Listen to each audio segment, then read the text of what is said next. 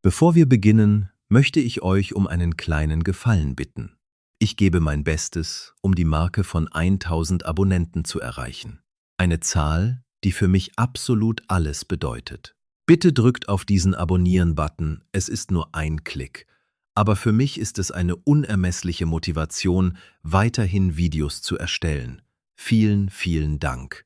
Richard Carter arrived at his sprawling estate in Greenwich, Connecticut on a Wednesday afternoon without notifying a single member of his staff. It was entirely against his nature to arrive unannounced, as his strict routine usually dictated a Friday evening return when everything was arranged, exactly to his demanding specifications. However, an important merger meeting in the city had been cancelled with 3 hours of notice, and the next available private flight was at 2 in the afternoon. Richard was not the type of wealthy businessman who waited around in airport lounges when he had the immediate option to leave.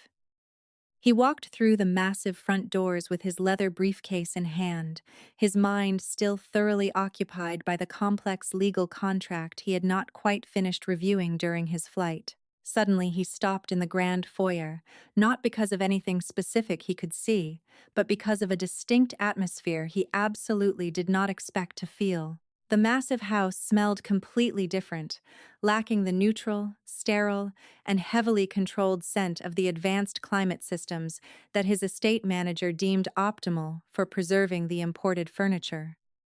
There was something remarkably distinct lingering in the air, a delicate fragrance of fresh flowers that caught his attention immediately.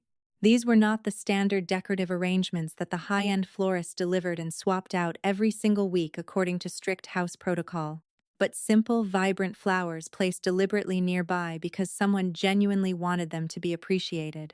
There was also something much harder to define, something Richard took several long moments to properly identify because he had gone such a long time without ever encountering it inside those cold walls. It was a deeply human presence, a subtle warmth that permeated the corridor and made the grandiose mansion feel strangely lived in. He slowly set his heavy briefcase down on the marble entryway table and began walking quietly toward the east wing where his mother's master bedroom was located. Eleanor Carter had been living with her devastating diagnosis of advanced stage cancer for exactly 8 agonizing months. Richard had spared absolutely no expense, paying out of pocket for the absolute best oncologists in the entire country, the most comprehensive and aggressive treatments available, 2 private nurses for every single shift, and a dedicated medical administrator who meticulously coordinated every single aspect of her daily care. Everything was completely financially covered. Every medical bill paid before it was even printed, and Richard diligently reviewed the clinical reports every single week from whatever distant corporate office he happened to occupy. He sincerely believed he was fulfilling his ultimate duty as a loyal son, providing a fortress of medical security that few people could ever dream of affording. That was the comforting narrative he constantly repeated to himself, whenever the haunting thought of his ailing mother surfaced in the brief, quiet spaces between his relentless corporate meetings. The heavy oak door to Eleanor's bedroom was left slightly ajar, casting a thin sliver of warm light across the darkened hallway. He approached without making a single sound, not out of any malicious intention to spy on the medical staff, but simply because his leather shoes on the imported marble floor were naturally silent, and absolutely no one had heard him enter the estate. He leaned forward and quietly peeked inside the room, completely unprepared for the emotional weight of the scene unfolding before him. What he witnessed instantly paralyzed him, freezing him completely in place as he tried to process the profound intimacy of the quiet moment. His mother was sitting weakly in the plush armchair beside the large bay window, her eyes gently closed, and her frail head tilted slightly forward in a posture of complete surrender. Kneeling directly on the floor in front of her was a young woman whom Richard utterly failed to recognize from his brief analytical reviews of the domestic staff files. She had dark hair pulled back into a simple, unpretentious bun, wore standard, unassuming work clothes, and her hands moved with a tender delicacy that completely lacked the sterile mechanical precision of a formally trained medical professional. Her movements were driven by a genuine, profound care radiating the unmistakable warmth of someone performing a difficult task because the person sitting right in front of her truly mattered to her heart. The young woman was carefully shaving his mother's head, gently guiding the humming clipper over the scalp. The very last stubborn strands of silver hair that had miraculously survived the brutal rounds of chemotherapy were now falling slowly and silently to the floor. Richard carefully studied the young woman's face and was shocked to realize that she was crying in absolute silence. It was not the loud, ostentatious weeping of someone who desperately wanted their grief to be witnessed and validated by others, but the quiet, devastating sorrow of a person feeling an emotion so profound they could neither contain it nor allow it to become a disruptive scene. And his mother, Eleanor, who for the past several months had worn a constant expression that Richard strictly associated with the grim resignation of someone accepting permanent agony, now had her eyes softly closed with an aura of absolute peace radiating from her tired face. She was gently holding the young woman's slender wrist with her frail hand, not as a restraint to keep her from pulling away, but as a tender reassurance. She was holding her in the exact way someone holds another soul, so they both know without a single spoken word that they are supporting one another through the darkest of times. Richard did not push the door open, nor did he utter a single syllable to interrupt the sacred quietness of the room. He stood frozen in the wooden doorframe for a span of time he could not possibly measure, silently observing a raw emotional exchange he had absolutely no idea how to properly articulate. The scene produced a heavy sinking sensation in the very center of his chest, an ache he failed to categorize because it was vastly more uncomfortable and confronting than simple tenderness. It was the crushing realization that what he was witnessing was a pure comfort he had completely failed to provide, and that all the millions of dollars he had spent organizing her care from a safe distance had never produced a single moment like this. In that sunlit room, surrounded by cheap, fresh flowers, the scent of ginger tea, and the gentle hands of a total stranger, his mother possessed a quiet grace that his lucrative corporate contracts could never hope to purchase. He slowly backed away from the door, retreating quietly down the long corridor until he reached the sterile isolation of his expansive home office. He collapsed into the leather chair behind his massive oak desk and reflexively opened his silver laptop, driven by the automatic, desperate need to engage in a concrete task when his internal emotions lacked any concrete shape. However, he did not read a single word of the complex financial documents illuminating the bright screen. He simply sat there staring blankly, his mind endlessly replaying the vivid image of his ailing mother and the weeping young woman, specifically fixating on Eleanor's frail hand resting so tenderly over that small wrist. He dug deep into his memory, frantically trying to remember the very last time he had genuinely sat down and held his own mother's hand without glancing at his expensive watch. He could not remember, and the terrifying realization that he could not remember became the heaviest burden he had ever carried. The following morning, precisely at 8, Richard picked up his office telephone and firmly called his estate administrator, Mrs. Parker.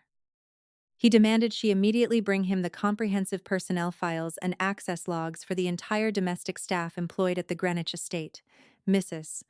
Parker produced the thick folder within exactly 20 minutes, moving with the anxious efficiency of a seasoned professional who perfectly anticipates that when the boss uses that specific, clipped tone, any delay is absolutely unacceptable.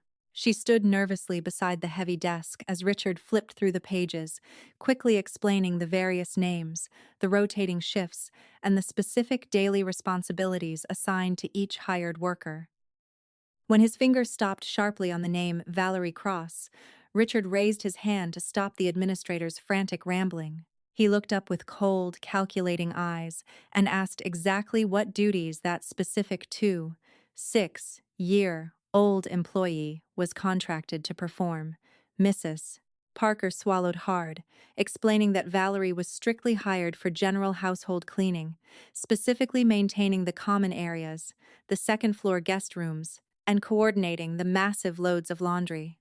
Richard scanned the employment date, noting she had been officially hired a mere 6 months ago, and immediately instructed Mrs. Parker to summon the young woman to his office at exactly 10.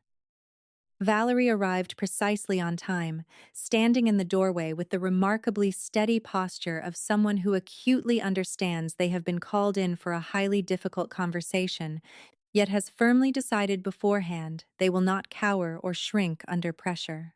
Richard stared at her intently from behind his imposing mahogany desk, silently gesturing for her to take the leather seat opposite him. She sat down smoothly, keeping her dark eyes locked firmly onto his, waiting patiently for the inevitable interrogation to begin. Richard leaned forward, clasping his hands together, and coldly informed her that he had observed exactly what she was doing in his mother's private bedroom the previous afternoon. Valerie did not respond immediately.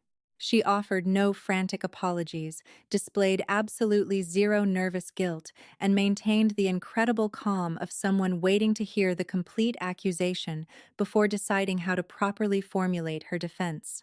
Richard sternly reminded her that she had been hired exclusively to scrub floors and manage the estate's laundry, not to act as a personal caregiver or assume highly sensitive medical responsibilities that strictly belong to the highly paid certified nursing staff. Valerie nodded slowly, stating clearly that she perfectly understood his words and his authoritative position. However, she respectfully yet firmly requested his permission to explain exactly what she'd had personally witnessed happening in that massive, lonely house over the past several months. Richard offered no verbal response, which Valerie astutely interpreted as silent permission to speak her mind freely. She explained, her voice steady and unyielding, that Eleanor had spent 3 agonizing nights, soaked in feverish sweat, without a single person bothering to change her damp bedsheets. Valerie vividly recounted how, on one particularly terrible night, Eleanor had become violently ill, and Valerie had desperately called the assigned private nurse 4 separate times before anyone finally bothered to show up, leaving an elderly, terrified woman entirely alone in the dark for 40 excruciating minutes. She paused briefly to let the weight of that horrifying reality sink into the silent room. She then described how Eleanor had begun losing her hair in large clumps, waking up every morning to find her pillow covered in silver strands. Yet absolutely no one on the medical staff had the basic human decency to talk to her about the emotional trauma of losing her dignity. Valerie continued her quiet prosecution, pointing out that absolutely no one ever asked Eleanor how she was actually feeling beyond the sterile parameters of her daily medical chart. Richard immediately bristled, sharply reminding her that he paid exorbitant salaries for 2 highly trained, dedicated nurses specifically assigned to handle all of his mother's medical needs. Valerie calmly acknowledged that the nurses adequately performed their clinical duties, but she profoundly emphasized that sterile medical monitoring and genuine human companionship were 2 vastly different things that could never truly replace one another. She stated that Eleanor did not merely need a professional listening to her blood pressure. She desperately needed a human being to sit with her, hold her hand, and acknowledge her overwhelming fear. Richard stared at her, profoundly struck by her precise, unadorned honesty that completely lacked the defensive insolence typical of an employee caught overstepping their boundaries. Richard rigidly maintained his corporate authority, sternly telling her that despite her emotional justifications, providing companionship was absolutely not her assigned responsibility. Valerie did not flinch, softly but firmly replying that while it was not her job, it was undeniably necessary for another human being's survival. Just before Richard could launch into another reprimand, the heavy office door swung open to reveal Eleanor sitting weakly in her expensive wheelchair. She was being pushed by a visibly annoyed daytime nurse who looked as though she desperately wished to be anywhere else on the estate. That moment, Eleanor rolled into the center of the spacious office, wearing the unmistakable, fiercely determined expression of a mother who had quietly listened to more than enough of the harsh argument echoing from the marble hallway. Richard stood up immediately, his authoritative demeanor faltering as he asked his mother if she needed immediate medical assistance. Eleanor raised a frail, trembling hand, silencing her powerful son with a voice that had tragically lost its physical volume to the cancer, but had retained every single ounce of its terrifying maternal authority. She looked Richard directly in the eyes and firmly declared that the young cleaning girl sitting before him was the absolute only person in that massive, empty mansion who had treated her like a living, breathing human being in the past 8 months.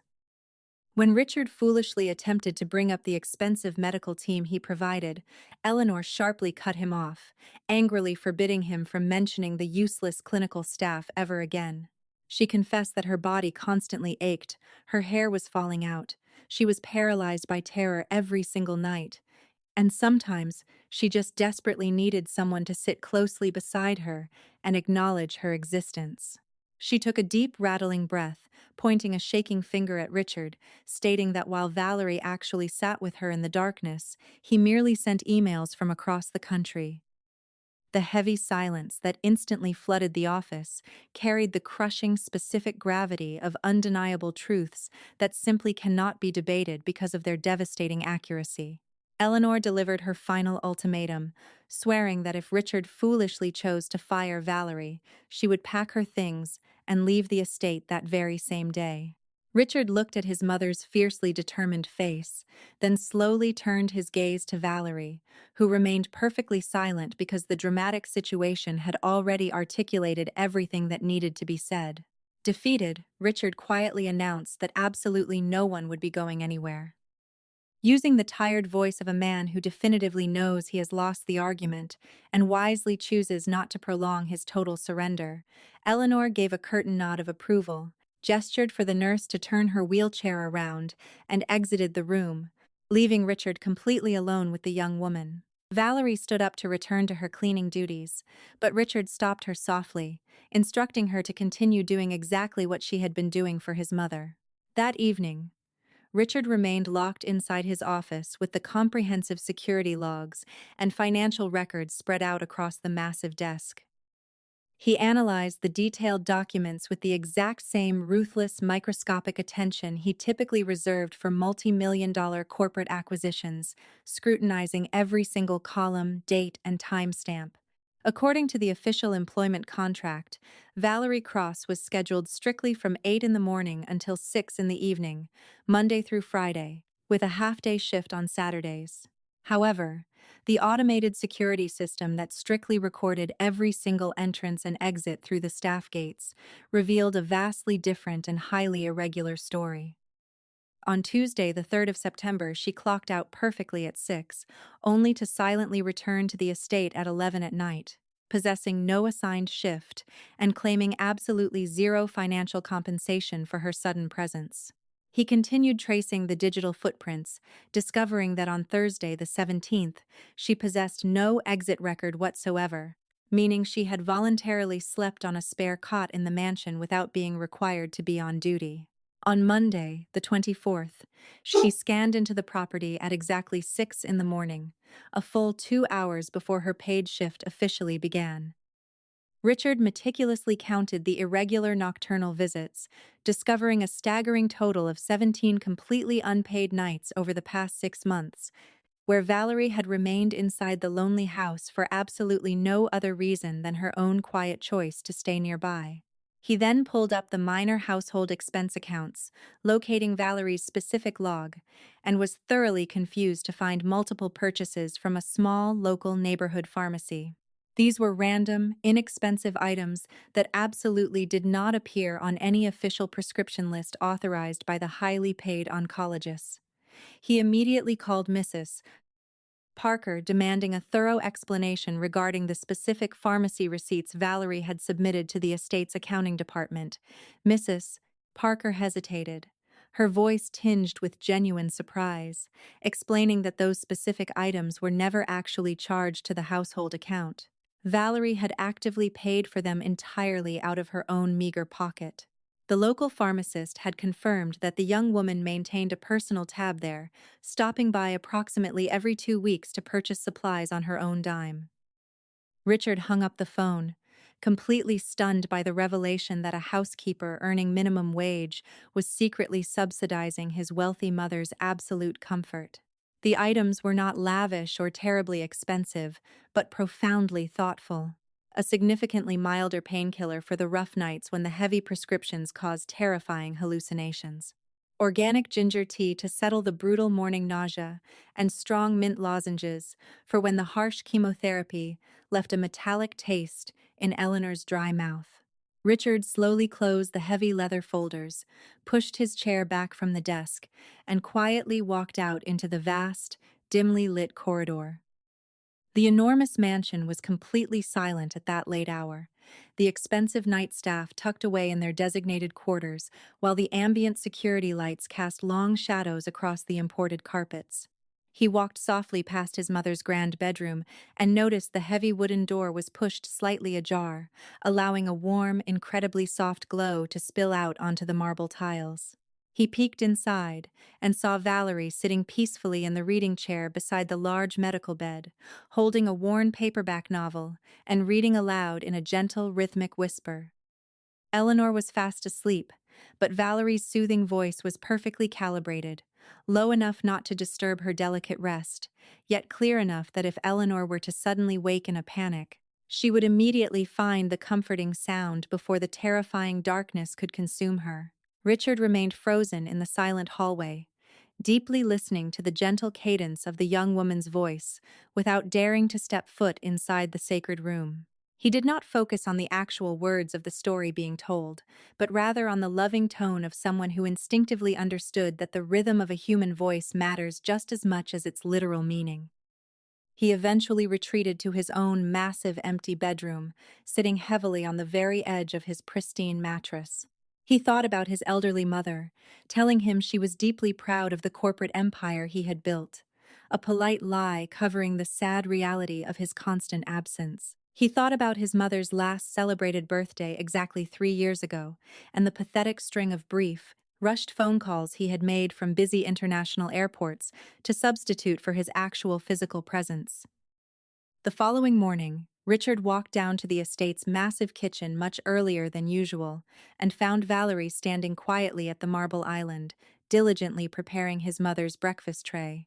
She briefly glanced up when he entered, but completely refused to alter her focused rhythm, continuing to slice fresh fruit into the exact tiny, manageable portions that Eleanor could safely chew without causing immense pain to her incredibly sensitive mouth.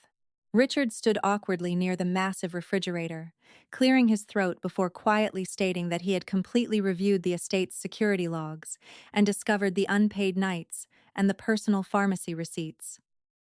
Valerie simply kept her eyes fixed on the wooden cutting board, maintaining her fluid, precise movements, and calmly replied that it was perfectly fine and absolutely nothing to be concerned about. Richard quickly countered, his voice rising slightly, arguing that it was absolutely not fine for a low-wage employee to secretly use her own money to subsidize the basic comfort of a billionaire's household. Valerie finally set the sharp knife down on the counter, wiping her hands on her simple apron, and looked him directly in the eyes with absolute fearlessness.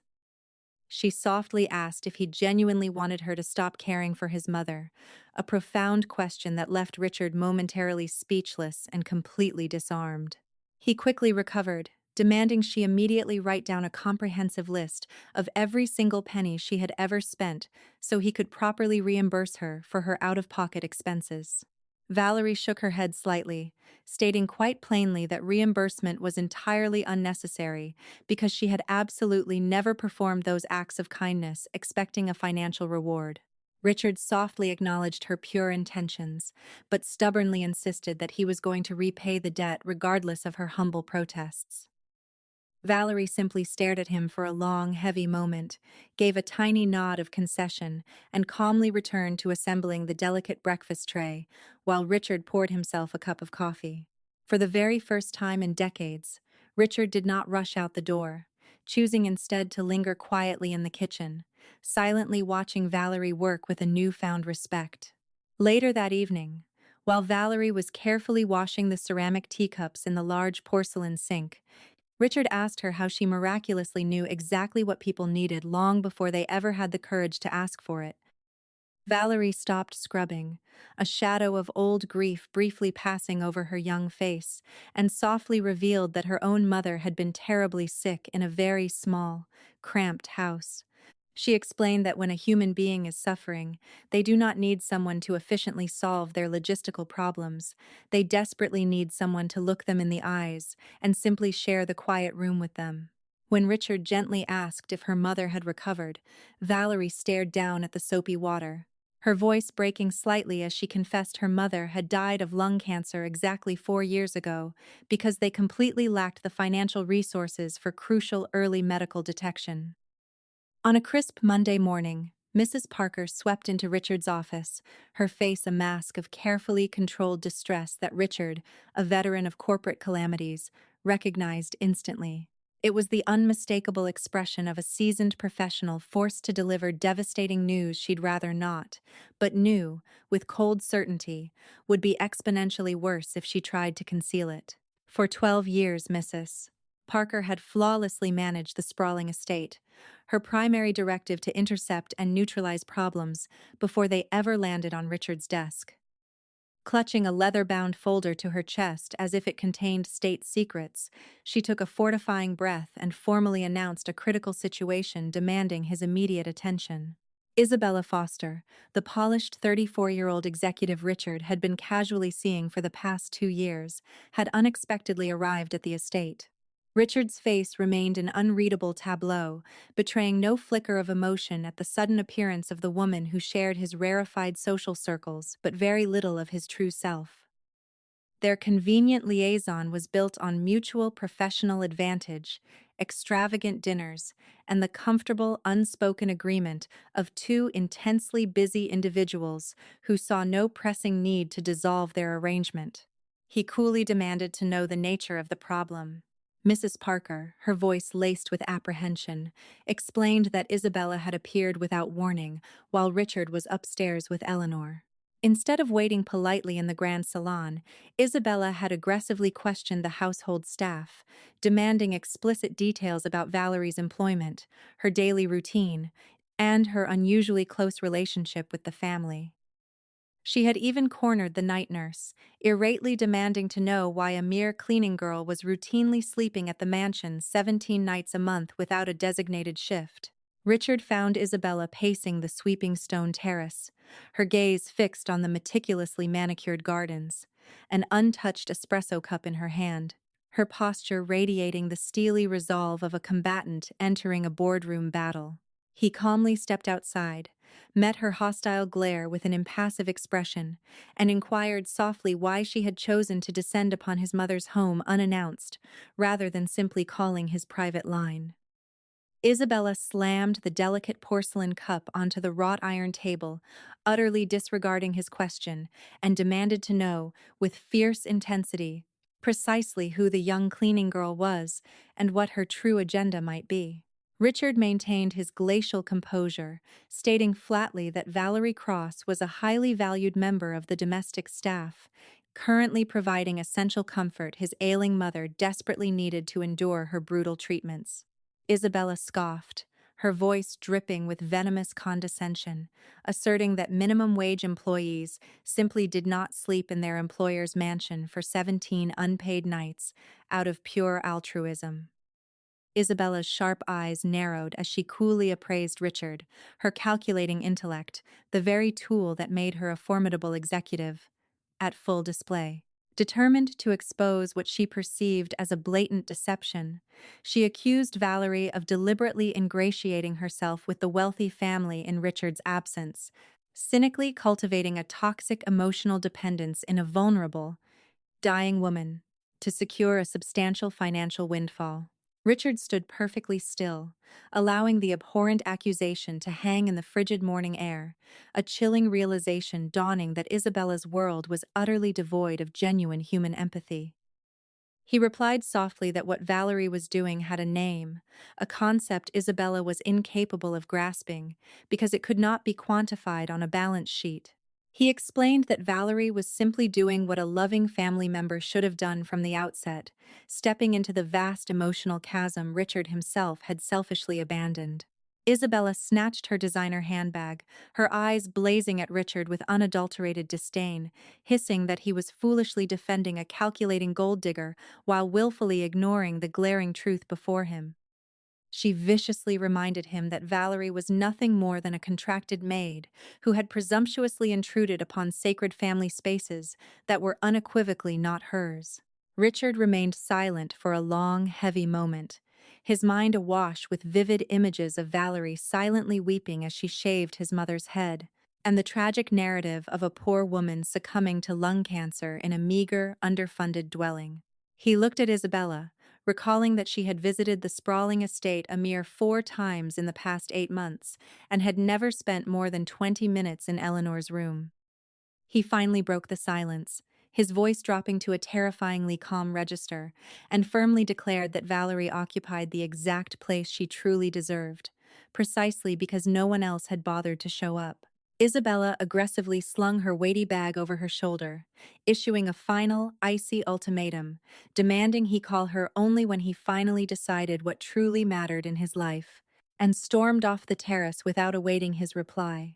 Richard stood utterly alone, gazing out at the vibrant gardens, profoundly shocked to find he felt absolutely no regret, not a shred of the guilt or panic that typically accompanies the abrupt dissolution of a long-standing relationship.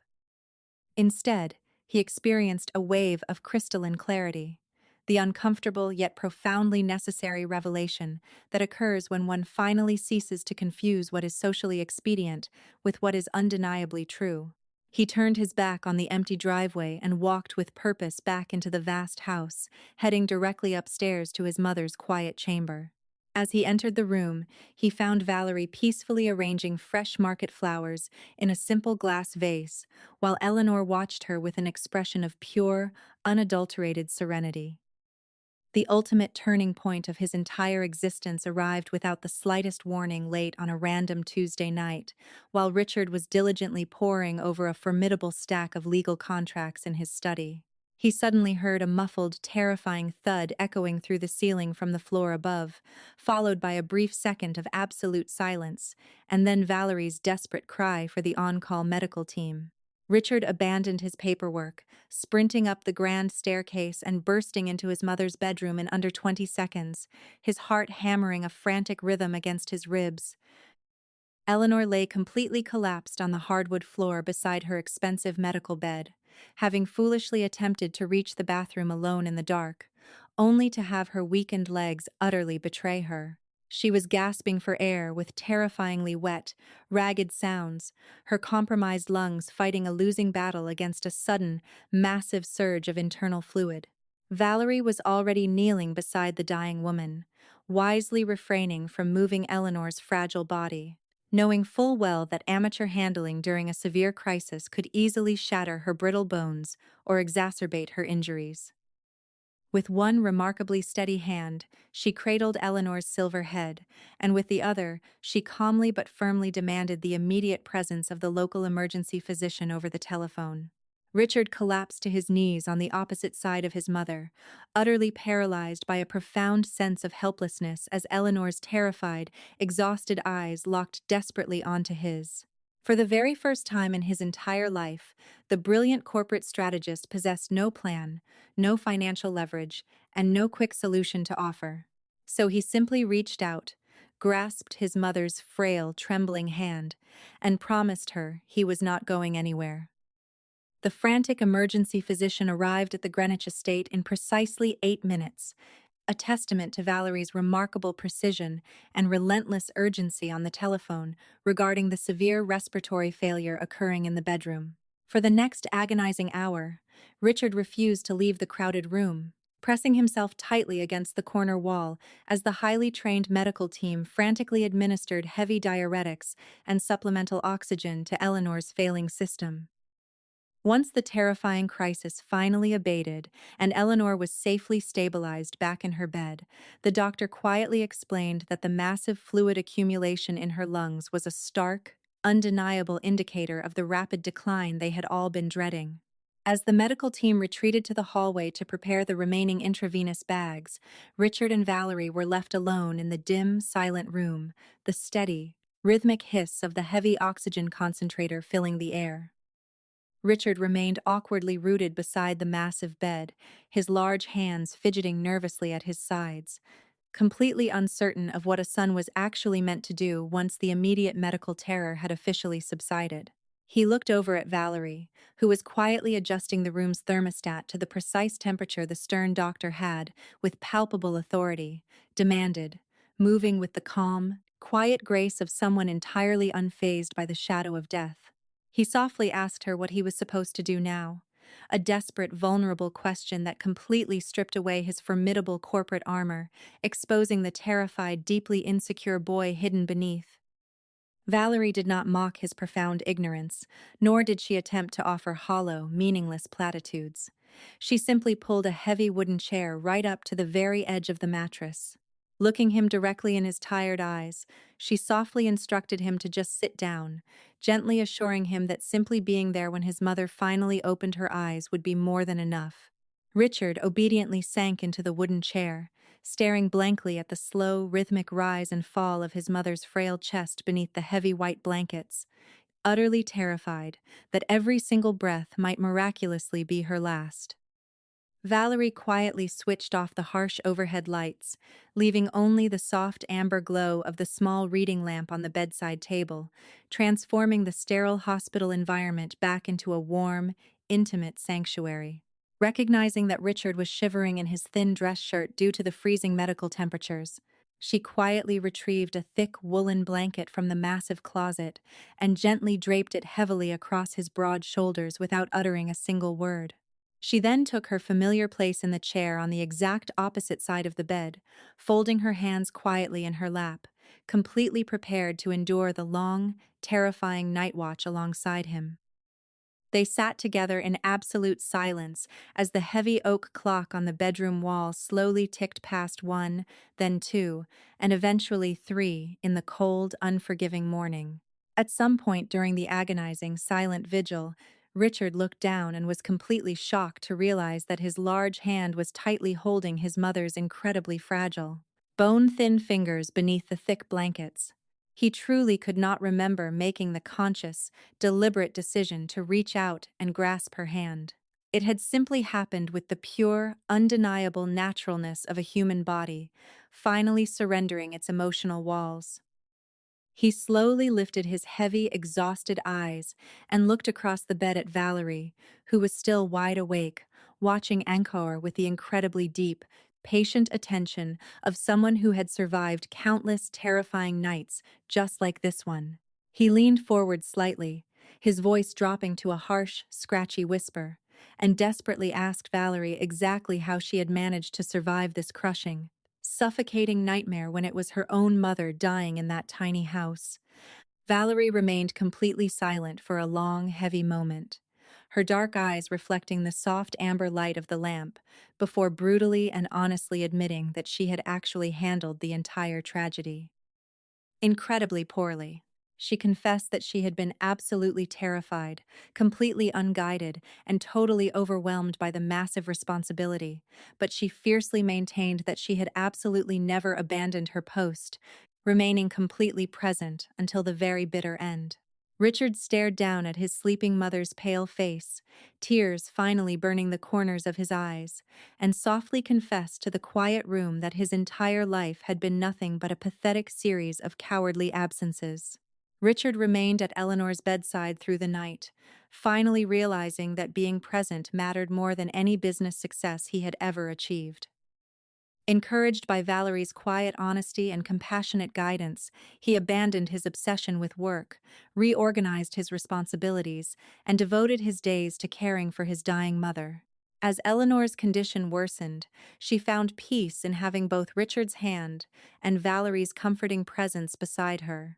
Through Valerie, Richard learned the countless small acts of care that no medical report could ever capture, and he gradually understood that empathy and time were far more valuable than wealth or status. Inspired by Valerie's devotion, Richard decided to transform his neglected charitable foundation into an organization focused on providing early cancer screenings for underserved communities. Although Valerie doubted her qualifications, he insisted that her compassion and first-hand experience made her the ideal person to help lead the mission. Before Eleanor passed away, she urged Richard to remain by Valerie's side and never lose the humanity he had rediscovered. After her peaceful death, the newly created Eleanor Foundation launched mobile diagnostic clinics that brought life-saving care directly to disadvantaged neighborhoods. With Valerie designing the program and Richard using his fortune to expand it without hesitation. 1 year later, Richard visited his mother's grave with simple flowers before joining Valerie at the foundation, where Eleanor's memory inspired every project they undertook. Their shared work gradually grew into a deeper personal connection, leading Richard to invite Valerie to dinner, where they spoke not about business, but about life, family, and the people who had shaped them. Standing beside her afterward, he realized that true wealth is measured not by money or achievement, but by compassion, presence, and the courage to stand with those we love through life's darkest moments. He understood that genuine fulfillment comes from sharing time, offering kindness, and holding on to one another even when the storms cannot be avoided.